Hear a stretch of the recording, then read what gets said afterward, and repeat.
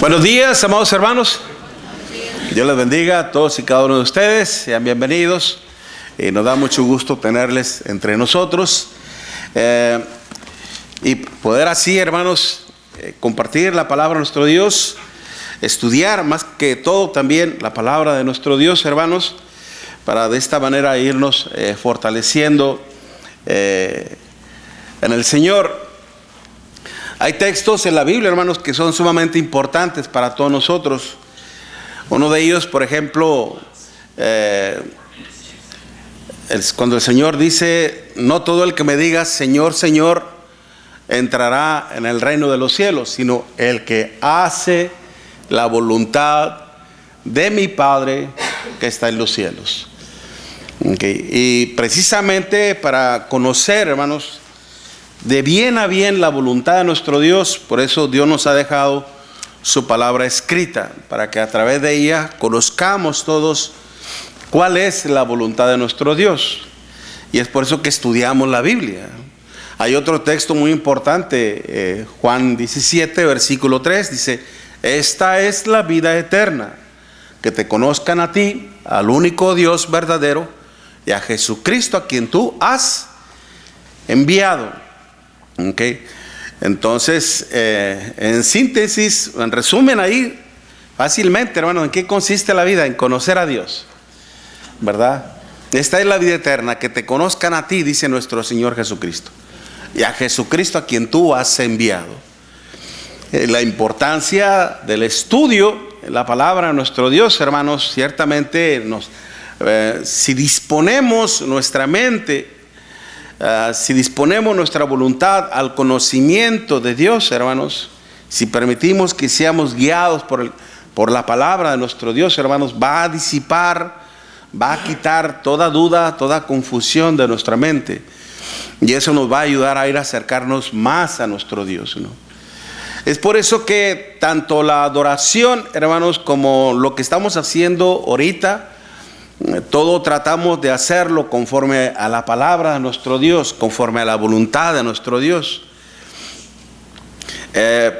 Principalmente, ¿por qué lo hacemos? Si a usted le llega a cuestionar a alguna persona, ¿por qué ustedes lo hacen así? De la manera de como nosotros lo hacemos, ¿por qué lo hacen así? ¿Cuál sería la razón principal que nosotros le daríamos a esa persona? Pregunto.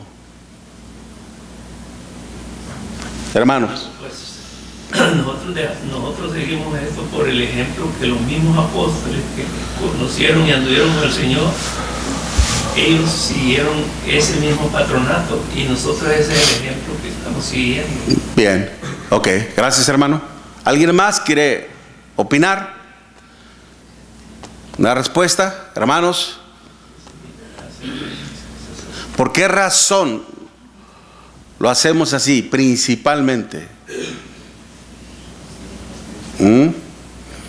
Es un estudio bíblico, estamos para aprender también. No todos hemos nacido, hermanos, con el conocimiento, ya aprendemos, ¿no? Por eso el estudio bíblico, para aprender, para crecer en el conocimiento de nuestro Dios, para conocer más acerca del perfil, del carácter de nuestro Dios, de la voluntad de nuestro Dios. Estamos hablando acerca de el poder de la oración eficaz. ¿Okay? Y precisamente cuando hablamos del poder, de la facultad, ¿okay? De la oración, radica en la eficacia, en el hecho de hacerlo eficazmente, correctamente.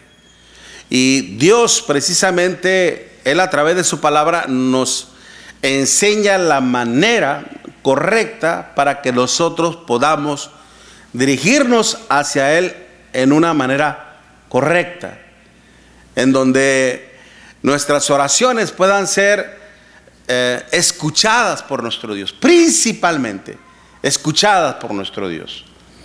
Ya en cuanto a lo que Dios nos provea, en cuanto a la respuesta de Dios, se hace cual se hace, crea lo que va a ser para bien de nosotros. Pero principalmente estamos hablando de esto, conocer el por qué hacemos todo esto así. Okay. Y hablando precisamente de la oración, vamos a recordarlo brevemente en Lucas capítulo 11. Lucas capítulo 11. Ciertamente nosotros estamos siguiendo un patrón, como lo decía nuestro hermano Cecilio. Estamos siguiendo un ejemplo bíblico de cómo es que los apóstoles empezaron a hacer eso. Pero si cuestionáramos, si preguntáramos, ¿y de dónde sacaron la idea los apóstoles del Señor? ¿De quién obtuvieron ellos la enseñanza principalmente y del por qué? Ciertamente los apóstoles fueron instruidos, fueron enseñados por nuestro Señor Jesucristo. Y Él, nuestro Señor, les enseñó la manera y la importancia de hacerlo. En Lucas capítulo 11 dice: aconteció que estando Jesús orando en un lugar, y cuando terminó, uno de sus discípulos le dijo: Señor, enséñanos a orar, como también Juan enseña a sus discípulos. Y él les dijo: cuando oréis, decid: Padre nuestro que estás en los cielos. ¿Y qué dice lo siguiente? ¿Y qué significa esa frase, santificado, esa palabra? Y dice: santificado sea tu nombre. ¿Ok? Fíjense muy bien. Santificado sea tu nombre. Lo que está diciendo nuestro Señor Jesucristo. ¿Qué es lo que Él desea en relación? Acuérdense que la palabra nombre, hermanos, en su hermano, por favor, si ponen la diapositiva aunque esa palabra no la tengo ahorita, pero la palabra, acordémonos nuevamente, lo repito para aquellas personas que nos están escuchando, que estén aquí con nosotros o que nos están siguiendo por las redes sociales también. Okay. El Nuevo Testamento se escribió en griego, okay. Y la palabra que se empleó, nombre, significa onoma o onomazo. Esta palabra en el griego significa lo que es nombre, implica lo que es poder, lo que es autoridad. ¿Ok? Poder, autoridad. Un ejemplo rápidamente. Vaya conmigo a Hechos, capítulo, creo yo que es capítulo 4. Hechos capítulo 4. ¿Se acuerdan cuando el apóstol Pedro y el apóstol Juan hicieron un milagro y fueron cuestionados? Hechos capítulo 4, versículos 5 al 7. Hechos capítulo 4, versículos 5 al 7. Dice la escritura: aconteció el día siguiente que se reunieron en Jerusalén los gobernantes, los ancianos y los escribas, y el sumo sacerdote Anás, y Caifás, y Juan, y Alejandro, y todos los que eran de la familia de los sumos sacerdotes. Y poniéndolos en medio, okay, les preguntaron al apóstol Pedro y al apóstol Juan: ¿con qué potestad, fíjese muy bien, con qué potestad o en qué nombre habéis hecho vosotros esto? ¿Se da cuenta? Usaron dos palabras: ¿con qué potestad o en qué nombre? Usted sabe lo que es un sinónimo. ¿Sabe lo que es un sinónimo? Que una palabra, hermano, se puede emplear con otra, pero tiene el mismo significado. Aquí precisamente la palabra potestad y nombre básicamente significa lo mismo. Es como cuando puede llegar una policía Ah, caray, ya me confundí. Policía. ¿Ah? Bueno, llegan y dicen, ¿quién? La policía. Abran en el nombre de la ley. ¿Qué significa en el nombre de la ley? Por la autoridad que ellos representan. Aquí precisamente, ¿con qué potestad o en qué nombre habéis hecho esto? Por eso cuando el Señor dice, santificado sea tu nombre. ¿Ok? Ya entendemos lo que significa nombre, potestad, autoridad. ¿Ok? Ahora, ¿cómo es que debe de ser santificado la autoridad, el poder de Dios? El Señor decía en Lucas 6:46, ¿por qué me llamáis Señor, Señor, y no hacéis lo que yo os mando? Hermano David. El Señor Jesucristo en su oración está reconociendo y le está dando, ¿cómo se le dice? Lo que realmente es Dios. Lo está reconociendo como santo, el único Dios santo. Le está dando su lugar. Santificado sea tu nombre, porque Dios es santo. Es cierto, ciertamente.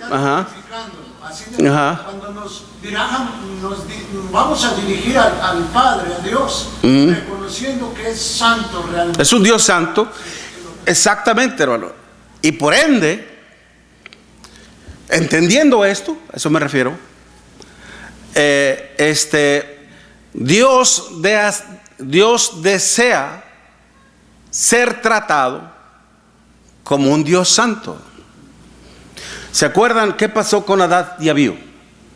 Cuando ellos quisieron servir en el templo de nuestro Dios, cuando llevaron un fuego extraño que Dios no había pedido, tomaron fuego de otra parte, no del lugar que Dios le había pedido. Y Nadab y Abío, allá en Levíticos capítulo 10, fueron castigados por nuestro Dios. ¿Ok? En Levíticos capítulo 10. Y luego después Dios habla con Moisés y le dice que le diga a Aarón esto, que a los que a mí se acercan, ¿seré qué? Glorificado. Y ante el pueblo seré santificado. Es decir, hermanos, que Dios desea ser reverenciado. Dios desea ser reverenciado. Padre nuestro que estás en los cielos, que tu nombre sea siempre, ¿qué? Respetado, reverenciado. ¿Ok? Por eso un temor reverente es aquel que no solamente se inclina, sino que es temeroso y obediente a nuestro Dios. Por eso le decía, hermanos, que en todo lo que hacemos, es por eso que Dios desea ser tratado de esa manera. El apóstol Pedro lo entendió muy bien. Él dijo que si alguno habla, hable conforme a las palabras de Dios. Y si alguno ministra, ministre conforme al poder que Dios da para que en todo sea Dios que glorificado.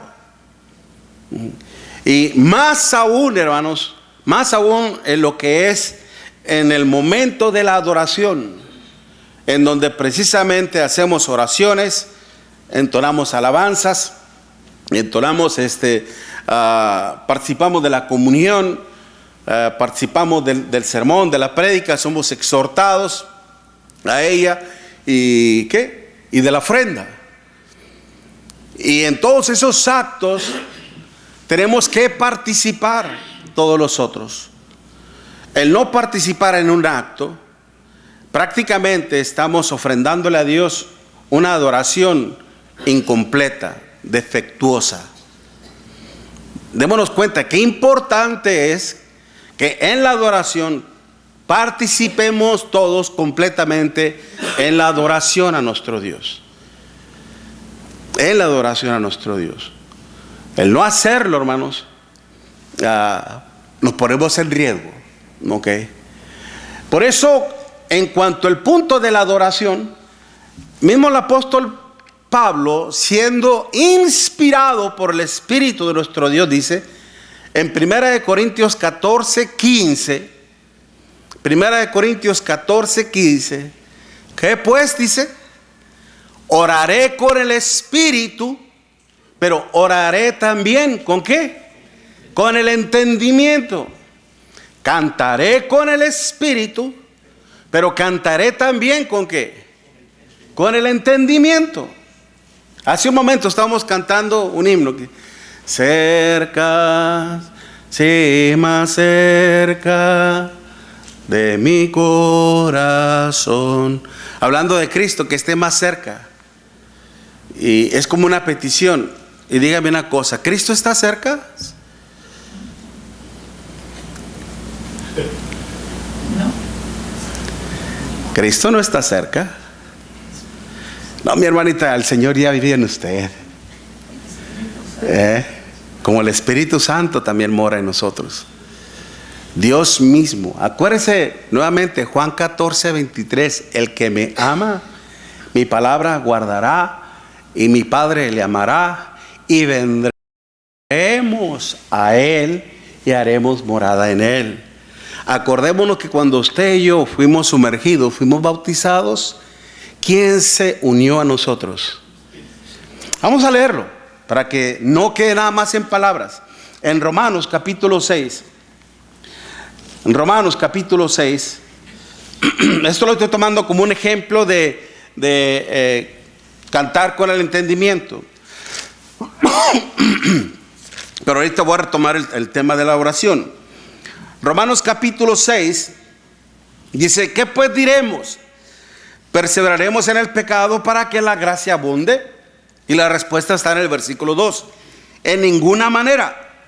Porque los que hemos muerto al pecado, ¿cómo viviremos aún en él? Eso es imposible. ¿O no sabéis que todos los que hemos sido bautizados en Cristo Jesús, hemos sido bautizados en su muerte? Primer punto del Evangelio, ¿qué es? La muerte. Porque somos sepultados. Segundo punto acerca del Evangelio. Pero ahora fíjese muy bien, no vamos solos. Cuando somos sumergidos en el bautismo, hermanos, en las aguas, somos sepultados, pero en ese momento, ¿va usted solo? ¿Qué dice ahí? Con Cristo, porque somos sepultados juntamente con Él para muerte por el bautismo, a fin de que como Cristo resucitó a los muertos por la gloria del Padre, así también nosotros andemos en vida nueva. Porque si fuimos plantados, nuevamente esa palabra, juntamente con Él en la semejanza de su muerte, así también lo seremos en la de su resurrección.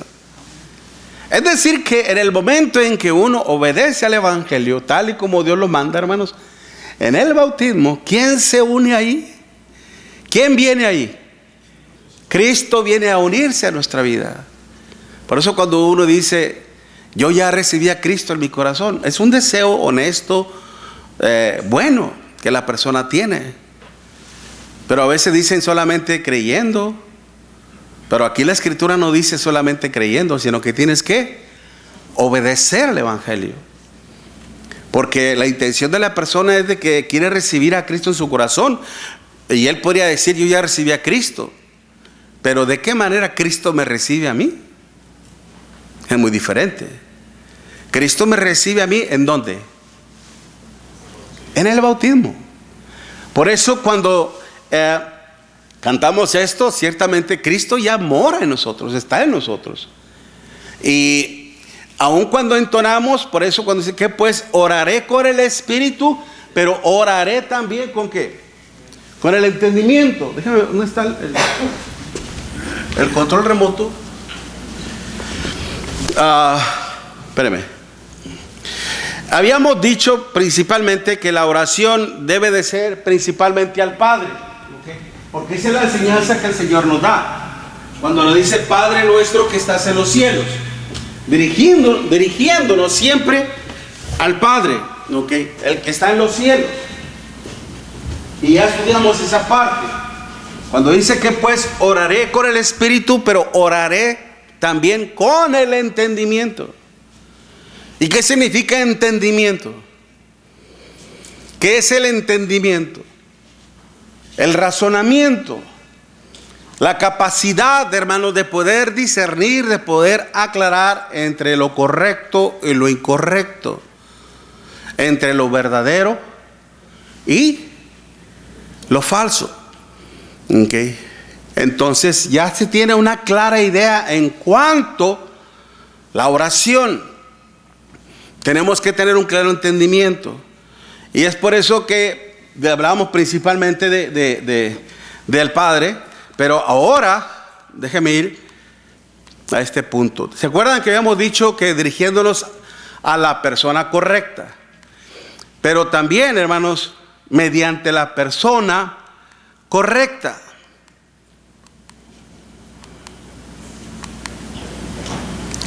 En realidad, hermanos, muchas veces, por ejemplo,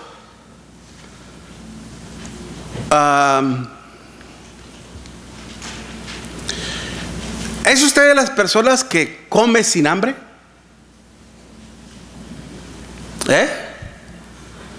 ¿Es usted de las personas que come? Bueno, puede haber alguna excepción, ¿verdad? Pero lo más, creo yo que lo más lógico, lo más correcto es comer con hambre. Pero ¿por qué come con hambre? La necesidad. Simple y sencillamente la necesidad. Usted en su organismo siente hambre y aún vacío, y su cuerpo mismo le dice, tengo hambre. Y usted siente la necesidad. Cuando, en una situación de necesidad es cuando uno, hermanos, busca suplir esa necesidad. Acordémonos, hermanos, que ciertamente tenemos un cuerpo externo. Cuando Satanás, hermanos, quiso tentar a nuestro Señor Jesucristo, él pasó 40 días sin comer bocado. No había comido absolutamente nada. Y aprovechándose de eso, Satanás le dijo al Señor, si eres el Hijo de Dios, di que estas piedras se conviertan en pan. O sea, tú tienes la capacidad, tú tienes el poder de convertir eso en pan y poder saciar tu apetito. ¿Y qué fue lo que le dijo el Señor? No solo de pan vivirá el hombre, sino de toda palabra que sale de la boca de Dios. ¿Cómo fue que nuestro Señor Jesucristo, siendo 100% humano, Él pudo superar eso, hermanos? 40 días sin probar bocado. El ayuno del Señor fue eso, simplemente no comer bocado. Tomó agua, pero no comió. Conozco a un hermano, hermanos, que él dice que casi no come en todo el día, que nada más toma agua. Hermano, le digo, ¿te vas a matar tú solo? Yo antes era para las 8 de la mañana, era un relojito, yo ya tenía que comer, si no me empezaba a doler la cabeza. Y luego ya como para eso de la 1, otra vez a comer, porque si no, si me pasaba, el dolor de cabeza. ¿Quién sabe si es maña o no sé? O hábitos, no sé, ¿ok? Pero bueno, tú acostumbras a tu organismo, ¿ok? Lo acostumbras y se hace, valga la redundancia, se acostumbra a eso, ¿ok? Pero precisamente el Señor pasó ese tiempo así y dijo una gran verdad: no solo de pan vivirá el hombre, sino de toda palabra que sale, que fluye, que emana de la presencia misma de nuestro Dios. Por eso la gente que no siente la necesidad de Dios, hermanos, en su presencia, no ora a Dios. No ora a Dios. Vaya, ni siquiera a veces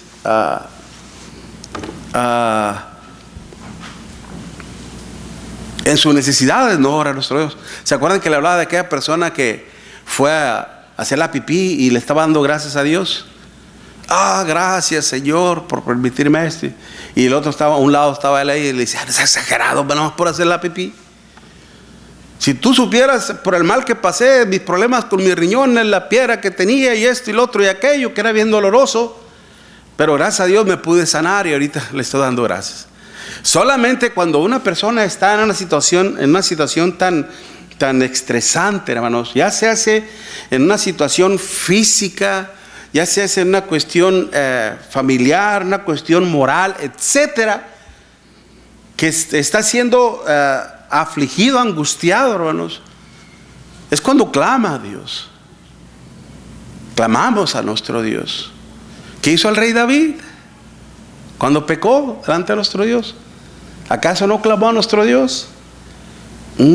El simple hecho, hermanos, de transgredir los mandamientos de nuestro Dios, hermanos, nos debe de hacer clamar a nuestro Dios. Por eso, si en realidad nosotros creemos que nuestras oraciones, que nuestras peticiones, que nuestros ruegos, nuestras súplicas sean escuchadas por nuestro Dios, pues tenemos que dirigirnos hacia la persona correcta, pero también mediante. Y la palabra mediante, hermanos, ¿qué significa? Mediante viene la palabra ¿qué? Medio. En medio. ¿Ok? En medio. Algo que está entre una cosa y otra. Mi hermana. Decía que cuando viene problemas es cuando uno clama a Dios. Pero una vez que alguien ha conocido el Evangelio y le vienen infinidad de problemas diferentes, bueno, es porque ya su corazón está, ¿cómo le diría? Hecho piedra. Así. Ya no siente necesidad de Dios. ¿Por qué es eso? Su mente ya está ennegrecida. Lamentablemente a veces las injusticias de la vida, la maldad de las personas, las frustraciones, lamentablemente a veces suelen endurecer el corazón de la persona. Un ejemplo rápidamente. ¿Qué pasó con la mujer de Job? Una vez que perdió sus hijos, una vez que perdió todo, porque ella también lo perdió todo. Job había sido grandemente bendecido por nuestro Dios. Era un hombre rico, pudiente, y tenía mucho, y tenía sirvientes, etcétera. Todo lo perdió, y aún hasta su salud. Y todo eso también afectaba a su esposa. Pero ¿qué pasó con la mujer? Dijo, cuando dijo, aún retienes tu integridad, maldice a Dios y muérete. ¿Por qué expresó eso? Porque su corazón ya estaba endurecido. En cambio Job dijo que recibiremos el bien de Dios y el mal no. En todo esto Job lo pecó. Pero precisamente, como dice usted, hermana, de hecho, no solamente las cosas, problemas, aflicciones, etcétera, nos deben de hacer de ir en busca a Dios, aún también las cosas buenas. En las cosas buenas también debemos de ir y decir, gracias Dios mío por este alimento que nos das. Pero precisamente el único medio que hay entre Dios y nosotros, lo dice bien claro Primera de Timoteo capítulo 2 versículo 4. Así, va conmigo por favor en Primera de Timoteo capítulo 2, en donde el Señor nos dice que debemos de rogar por todos los hombres que están en eminencia, ¿no? Y nos da la razón, el versículo 13, porque esto es bueno y agradable delante de Dios nuestro Salvador. El versículo 4 y 5, el cual quiere que todos los hombres, todos, sin excepción de personas, todos los hombres sean salvos. Pero también dice, y vengan al conocimiento de la verdad. Y el versículo 5, note lo que dice el Espíritu Santo a través de Pablo. Porque hay un solo Dios y un solo mediador entre Dios y los hombres, Jesucristo, hombre. ¿Ok? Hay un solo mediador entre Dios y los hombres. Acordémonos, hermanos, que esa palabra, déjeme nada más puntualizar en la palabra Dios, ¿qué significa realmente lo que está expresando el Espíritu Santo? Cuando se habla de Dios, que es Theos o Theiotes, es una palabra plural. ¿De qué está compuesta? Esto significa lo que es una deidad. ¿Ok? Cuando Pablo dice en Colosenses 2, porque en Él, hablando de Cristo, porque en Él habita corporalmente toda la plenitud de la deidad. Qué hermoso es esto, hermanos. Para aquellos que dicen que Cristo no es Dios, que es un diosito, no. Dice el apóstol Pablo, porque en Él habita corporalmente toda la plenitud. ¿Qué es plenitud? Todo lo que lo llena. Toda la plenitud de la deidad. Deidad es teiotes. De un Dios. Toda la naturaleza, toda la esencia de un Dios está en Él.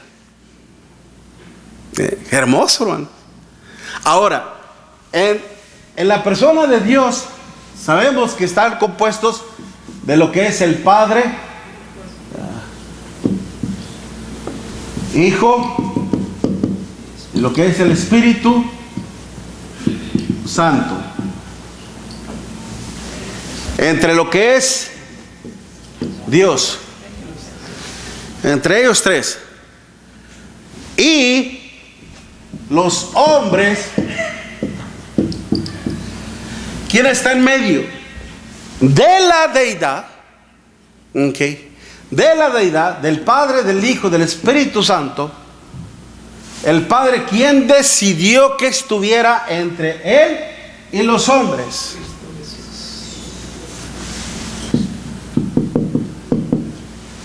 El Hijo. Entre Dios y los hombres, ¿quién decidió que estuviera?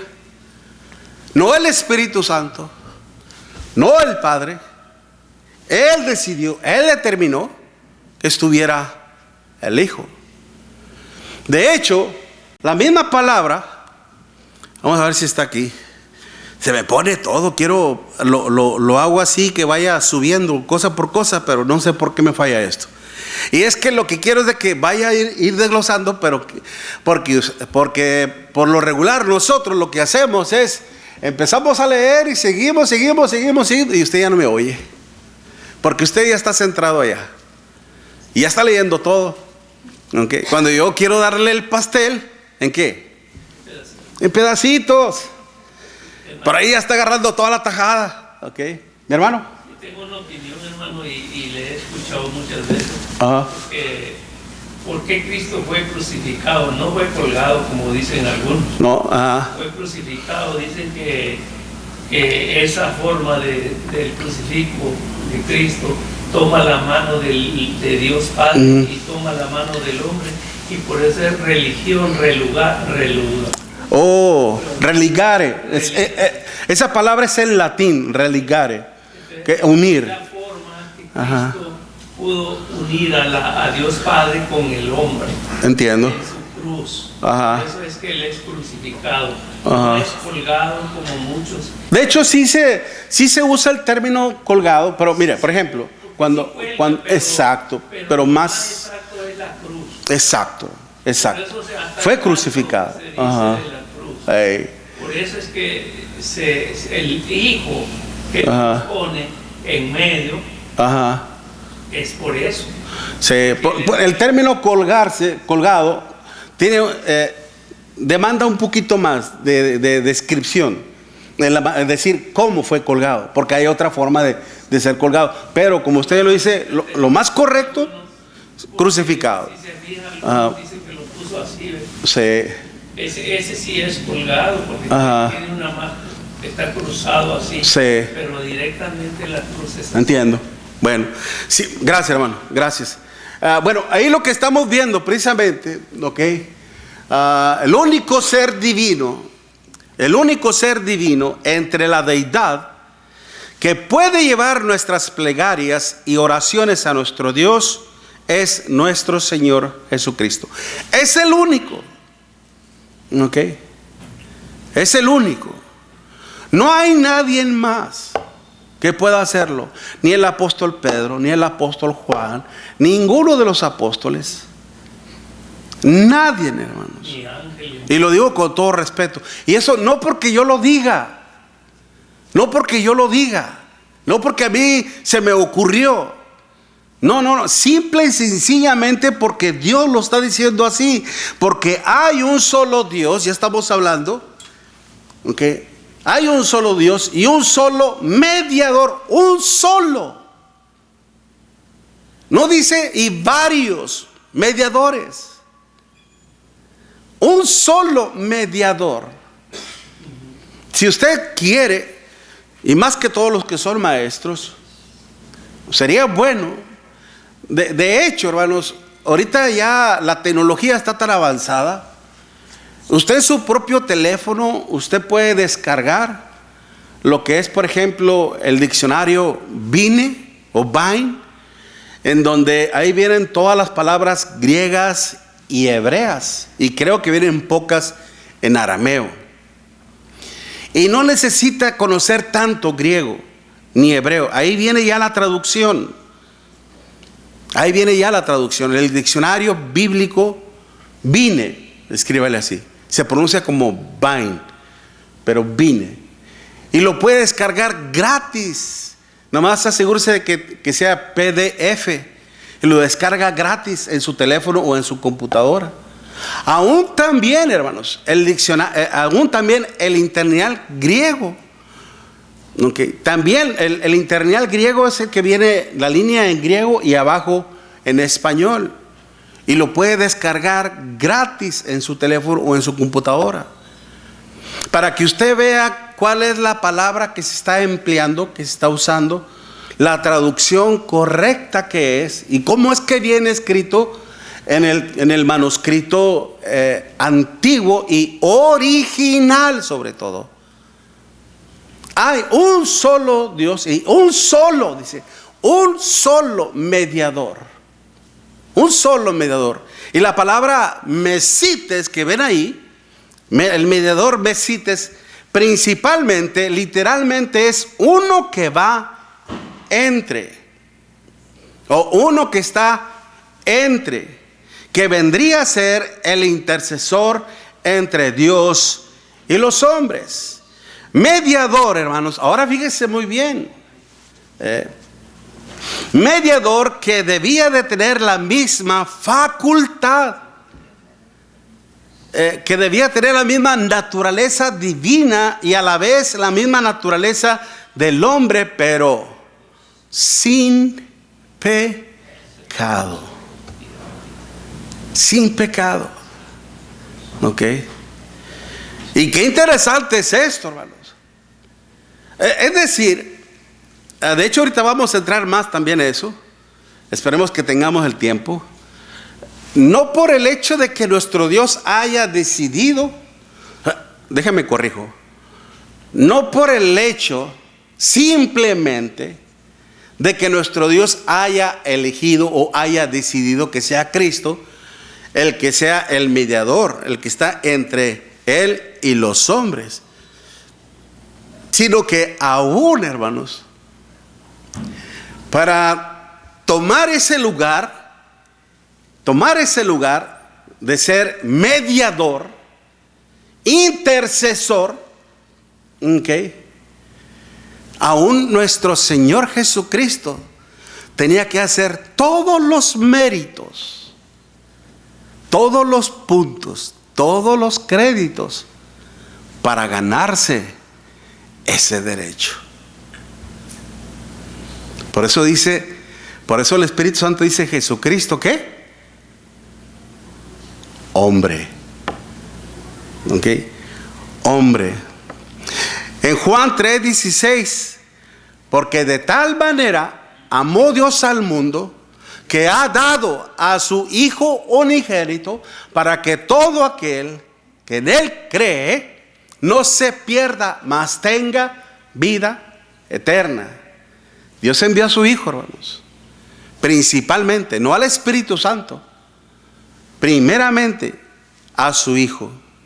De hecho, en Juan capítulo 5, versículos 17 y 18, Juan capítulo 5, versículos 17 y 18, y Jesús le respondió: mi Padre hasta ahora trabaja, y yo, dice, trabajo. Por esto los judíos aún procuraban matarle, porque no solo quebrantaba el día de reposo, sino que también decía que Dios era su propio Padre, haciéndose igual a Dios. ¿Se acuerdan? Una de las descripciones que nos da la palabra Padre, pater, que en el griego es pater, Padre. ¿Qué significa? ¿Qué es aquel que es padre? ¿Puede ser llamado uno que es padre sin tener hijos? ¿Sin haber procreado? No, a menos que adopte un hijo, esa es otra cosa.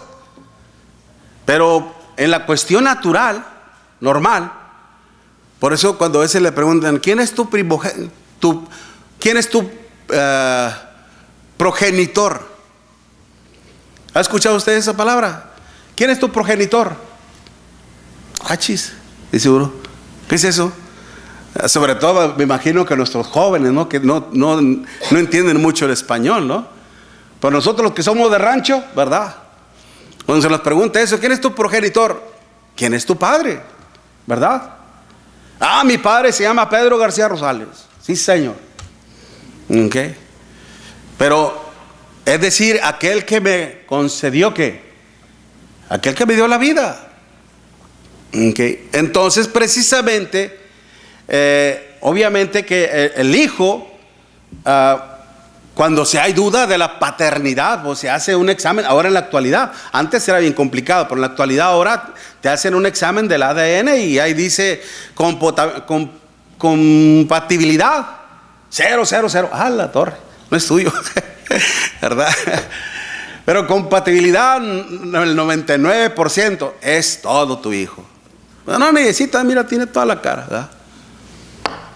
Entonces, pero precisamente los judíos, cuando él decía mi padre trabaja, se estaba haciendo igual al padre por naturaleza. ¿Ok? Es igual a Dios. Hermano David.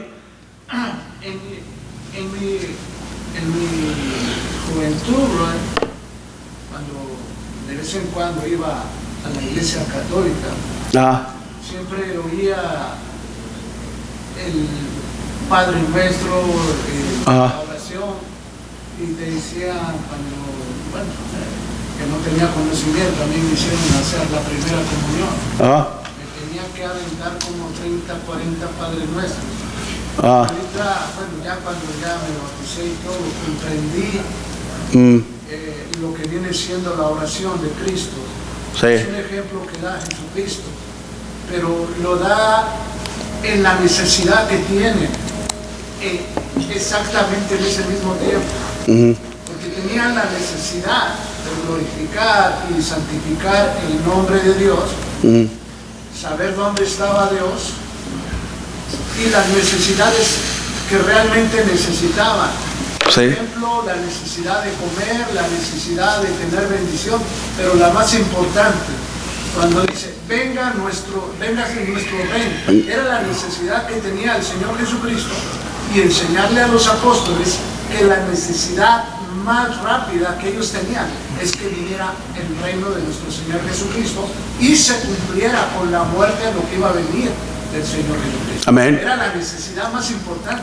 Así nos explica a nosotros: cuando tengamos una necesidad la cual nosotros no podamos con ella, una necesidad que está fuera de los alcances humanos, entonces esa necesidad te la va a suplir Dios. Amén. Amén.